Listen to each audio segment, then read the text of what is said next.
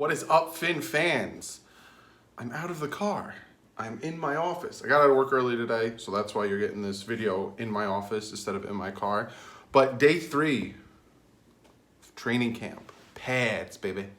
Live action pads. Obviously, you could tell from the title that you're probably clicking on this to want to hear about Josh Rosen. We will get to Josh Rosen. We will get to some running back stuff. We will get to Brian Flores talking about the whole running back situation and the ones and the twos and who's playing where and what and blah, blah, blah. We'll get to that. First and foremost, Xavier Howard. I just want to touch on Xavier Howard. He's officially been ranked in NFL Network's top 100. And if you guys don't know what the NFL Network top 100 thing is it's not writers, it's not fans, it's not these type of people, it's peers. So the NFL guys rank their own. They can't rank themselves. I don't think they can't rank themselves. I don't think they can. Comment below, let me know if they can rank themselves or not. But Xavier Howard came in at 55. So he is dead center.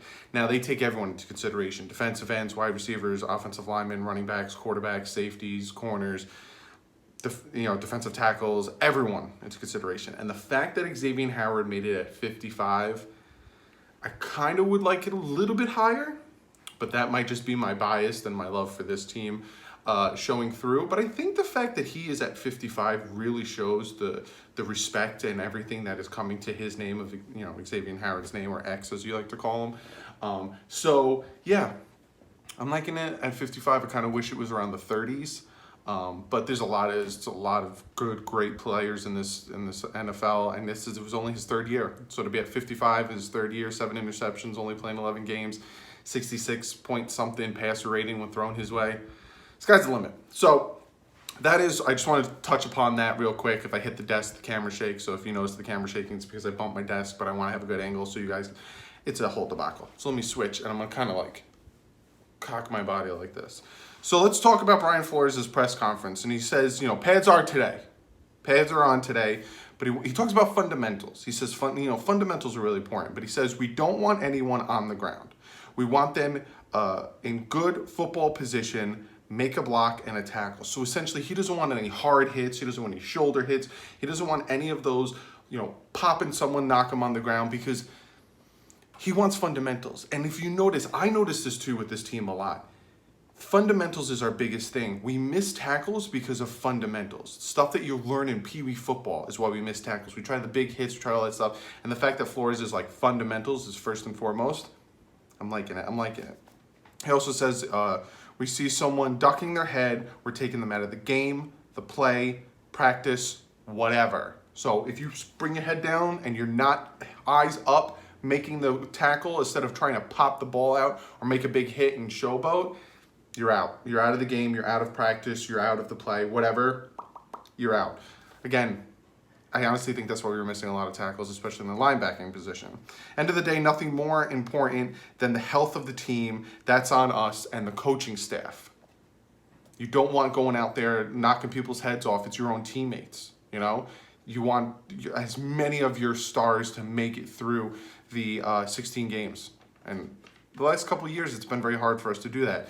He also mentioned that there will be some live portions, essentially some tackle to the ground, some hitting, some bit live stuff during practice, but not the whole practice. Again, health of this team is first and foremost important. He says, this one, I read it like 9 times. I was like, what? Like, are you Yoda or something? You can't make the tackle until you defeat the block. If you never defeat the block, you can't make the tackle. Yeah, of course, but why did you have to say it the same way the second time around, but backwards, Yoda?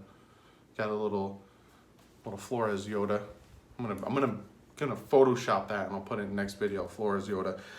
Looking for a team that doesn't beat itself, remains poised when the game gets chippy, and understands the game situation among other facets, which is incredibly important. How many times have we gotten down? How many times have we been behind certain points or thrown an interception or something's happened and, we just, and you could just see the team is just defeated. And I'm really, really, really liking Flores. The more I see what he's doing and the more I hear him talk, really liking Flores. Talks about Xavier Howard. He's a talented player. He's on a quest to get better and improve and fulfill the potential he knows and we know he has. People think that he signed his contract. People think he got the 7 interceptions. People think that he has this head of, I'm the best corner now. I'm done. I'm at plateaued. No, right there. Right there. He knows he has things he has to work on. He knows he gets beat sometimes. Every great corner gets beat sometimes. He knows he has fundamentals he needs to work on. He's only been in the league now. This is his 4th year. He knows, and he's going to work on it. Love it. Some players who may or not have had a standout day are being placed on second team to further motivate them. He quotes on saying, only a few people know what's going on, and you'll find out on Sunday. So again, the whole depth chart thing, the whole Balaj first, Drake second, the whole Aguavin first, Raekwon second, the whole, that whole thing, Rashad Jones with the second team, all of the depth stuff is just, it's him. It's him. He knows what he's doing. No one knows what he's doing. We don't know what he's doing. The beat writers don't know what he's doing. The players don't know what he's doing. He knows what he's doing. And the fact that we're all coming around here, there's articles that have been put out about this, about, oh, is Balaj going to overtake Drake for the number 1 spot? There is no number 1 running back spot. It's a split. It's a split. It's 1A, 2A. Essentially, it's a split. But the fact that we're all doing this, Flores is probably sitting back laughing like, you have no idea what I got planned. I love it. Love it. Flores praises Gis. Wow. And this isn't edited. This is straight. So you get to see the stuff that I edit out. And that is something that I normally edit out. Flores praises Gesicki camp so far, but he acknowledges that once the pads come on today, he'll really see what he can do. Because again, we know that the big fault of Gesicki is his physicality of football. So we'll see. It's a little spoiler alert. I don't think his name is brought up once. So that tells you it kind of disappeared once the pads came on. And I told you guys, some people tend to disappear when the pads come on. Flores will mess with players, with some players' minds. Even if they work better than the competition at the same position, he might decide to work behind the inferior player. And that is a tweet that came from Flores that somebody wrote out. I think it was Armando Salguero. And it's true. Just going to feed into the BSery, the nothing burger, as I like to say, which you guys like the phrase.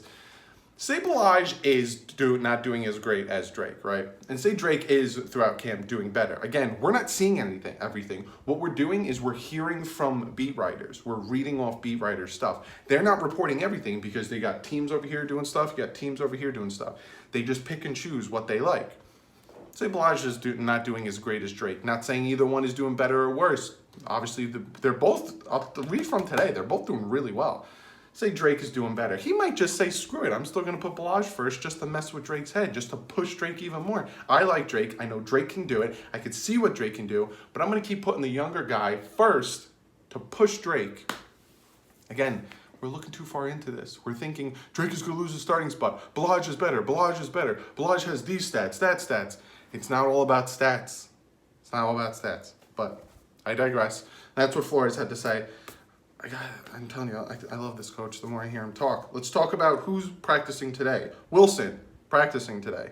Probably not fully, probably not getting tackled to the ground, but he is practicing today. And then the pup players, physically unable to perform players, aren't there today.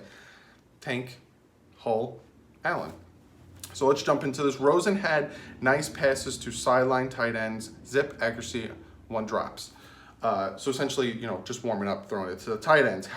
Charles Harris put on his butt during run blocking drills. That's what worries me.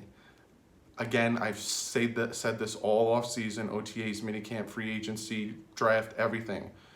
The lack of pass rushing and the lack of true defensive ends worries me about this team. And that's the only reason I have them going like 8-8, 6-10 right now, because I don't know. You got Charles Harris getting put on his ass run blocking drills. I don't know if that's good on the offensive line or bad on the defensive line. McMillan and Alonso were with the 2s and the nickel, whereas Aguavin and Baker are with the 1s and the nickel, which is more passing downs. They have more of the speed. Again, there's going to be these packages. Same on offense, where certain guys are going to be in for certain players for certain positions. Doesn't mean one's better than the other or one is the starter. It's going to be a package-based offense and defense. Howard physically breaks up versus Devontae Parker. A lot of you guys are like, what's going on, Howard? I haven't heard anything. If you don't hear from them, it's, you know, it's a good thing. You don't want to hear them messing up and stuff, but Xavier Howard shuts people down. So that's why he's never thrown his way. They're always throwing it the opposite way to Rowe and to Wiltz and all these guys. But Howard, Parker, he just shuts them down like usual. And you've heard that a lot last off season. Parker rebounded nicely, though, with a catch one-on-one, but it wasn't against Xavier Howard. Armstrong goes on Parker. He makes a nice one-on-one catch. Xavier Howard's our boy. No chance on Nedeman versus Grant. Grant does a triple move. Boop, boop, boop. Gone with his speed. He was on that NFL Network show undrafted. He got drafted to us. It was a late round pick. I think it was a 6th round pick. We pick up Grant. I think we traded up for him. No, we traded up for Carew, but we pick up Grant. And he wasn't going to, no one wanted him short, undersized, but he's fast and he's elusive and he's just so good. Sam McGuavin, my boy, if you guys have been with me forever, and if you guys have at least been with me during OTAs and minicamp, you know I was praising McGuavin. I can now say his name right. Lays out Cox, the fullback, during inside run drills. Yeah. And then Walton with a nice run. He's small, so his pad length is nice to squeeze in the little routes. He has a nice run. Rosen throws 2 touchdowns in a row. Again, you guys read the title. Rosen had a very good day. Rosen threw 2 touchdowns in a row during the tandem one-on-ones. So again, it's just wide receiver on corner. I got a lot of notes. You can hear a lot of page flipping. Nice back shoulder catch from Butler. I don't know who threw it. They didn't tell me who threw it. Then Farrell fumbles. A check down from Fitzpatrick. It's not good. Again, but it seems like the running backs are Drake, Blige, and it seems like Walton. I'm not hearing much from, forgot his name, but you guys know what I'm talking about. The guy that we drafted, Garrett. No, not Garrett, Miles. Yeah. Again, this is live. I'd cut this out, I'd look it up, find out what his name is and talk, but I want to do these live. I like doing these live. Xavier Howard picks off Ruddick. Xavier Howard. He picks off Ruddick, which means Xavier Howard wasn't with the first-team defense unless they put the third-team offense against the first-team defense, or they put the third-team offense against the second team, because Ruddick is not, he's on the third team. So, again, switching things up. Grant drops a touchdown pass from Rosen. Pads makes a difference. Running, catching, the physicality, pads make a difference, especially quarterbacks, wide receivers, and corners. Pads makes a huge difference, and you'll see more of that throughout this video. But drops a pass he should have caught. Bobby McCain picks off Rosen one-on-ones. There you go. Bobby McCain showing up. I got some news about Bobby McCain at the very end. They've given him a little press conference. And then Blige, good run outside after Cox gets smacked by Kiko Alonso. Cox had a bad day today, but in that formation, the first snap on 11-on-11s, it was the I formation. Some of the beat writers were like, we haven't seen the I formation on this team since Sperano. It's great to see the I formation come back. Essentially, if you want to know what the I formation is, it's 2 wide receivers, got a full offensive line, tight end, quarterback, fullback, running back. Straight. It's like an I formation. I haven't seen that in forever. McDonald tips Fitzpatrick pass. It was a slant to Kenny Stills. He smacks it out of there. Get it out of my face. Stirrup is now in for Mills at right tackle. Again, switching things up. See, I honestly think this first week they're just seeing who fits where, and then as the training camp goes on, especially preseason games, you'll start to see people staying in certain positions, and that means that they're more comfortable there, and the team is more comfortable with them in that position. But again, this is package-based offense and defense, so people are going to be switching around, really mess with the offense and opposing offense and defense. Then Adolphus Washington stops the run in the backfield. No one there to block him. Not a good move.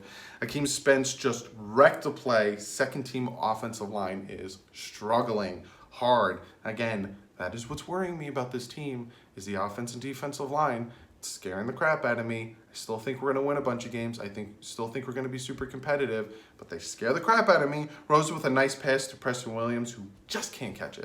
It was a great pass, not on Rosen. It was on Preston Williams. You got to catch it. Also, if you notice, Preston Williams kind of disappeared once the pads come on. Once it gets a little physical, training camp started, Preston Williams, you're not hearing much about him, so there was all that hype in OTAs and minicamp. Preston Williams kind of disappearing. Pittman in the backfield disrupting the pocket. Again, this offensive line is... Nice pass from Rosen to Irwin. And then a few few pushes between Preston, Isaiah Prince, and Wilkins. Nothing, just kind of pushed each other, and then they kind of ended it. And then Cox redeems himself with a nice run for Drake on the right side. Again, Drake's in there making moves. Kilgore fumbles the snap to Fitz. It was not shotgun, it was underneath snap. They both ran to the TNT wall, and then as soon as that happened, they put Rosen in with the ones. Fitz, you messing up? Rosen, go in. And all of a sudden, you leave that door cracked open a little bit, somebody can take it. Tom Brady, with Bledsoe.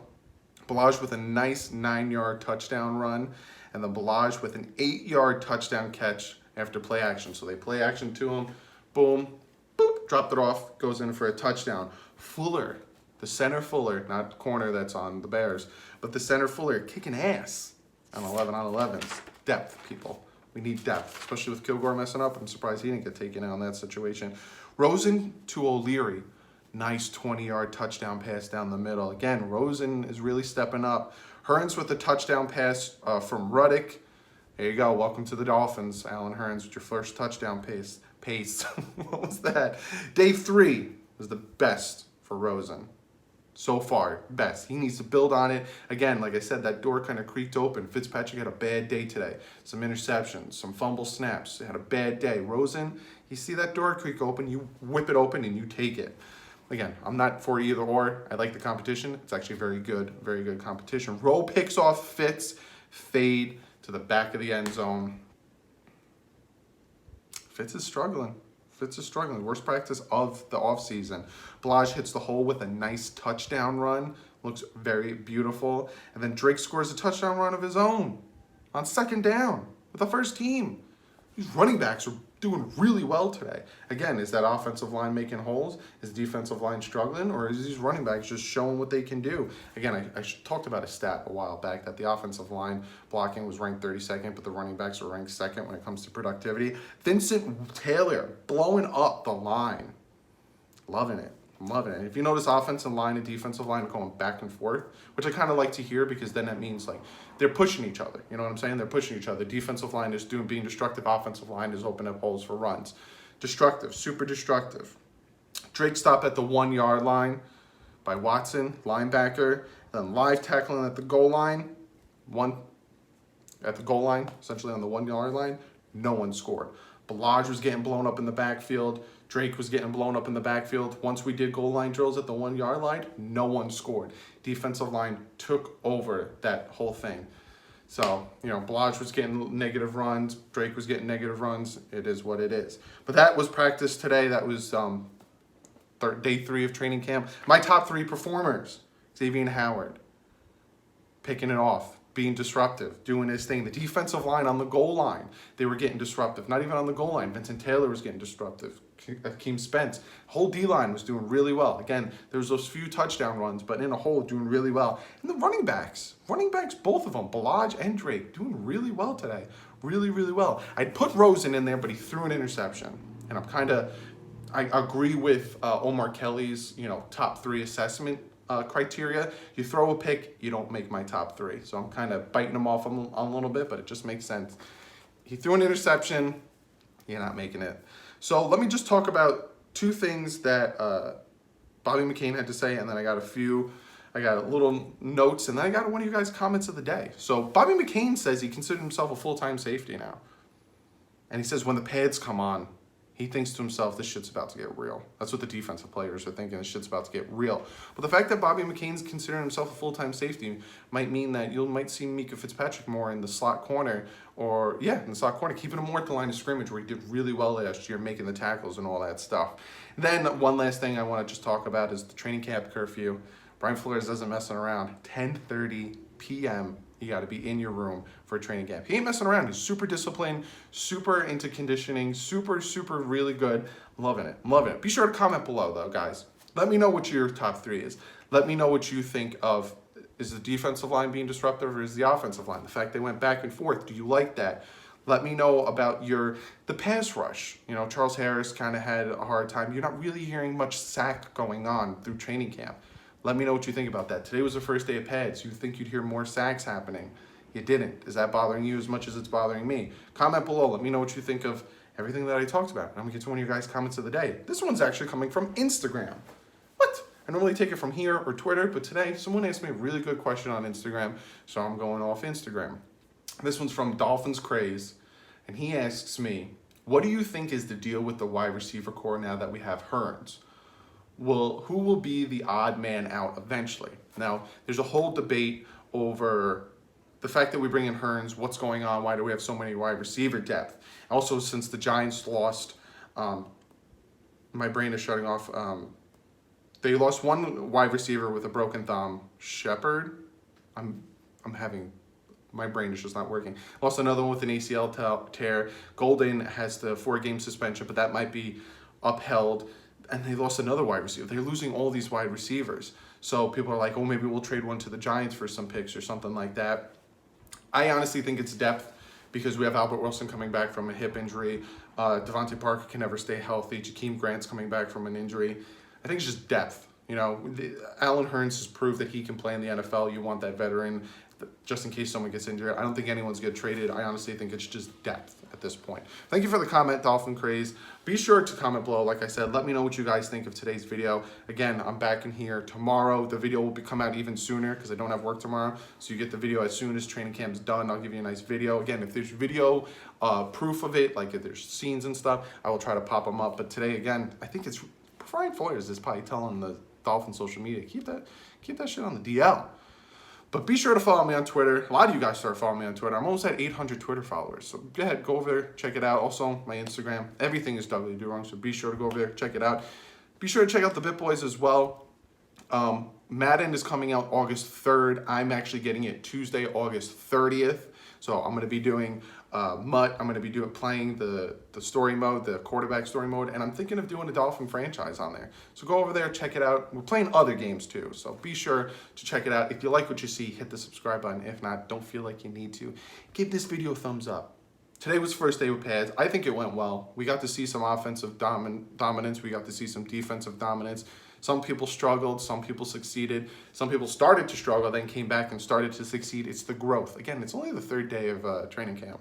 We'll see how this does after, the first preseason game. We'll see where people are at and all that stuff. If you're watching this on DolphinsTalk.com, how are you doing? Hope you guys having a great Saturday. Be sure to hit that subscribe button if you're new. I'm almost at 6,000 subscribers. I'm a little over 100 away, so be sure to hit that subscribe button. Got a lot planned. You're getting Instagram.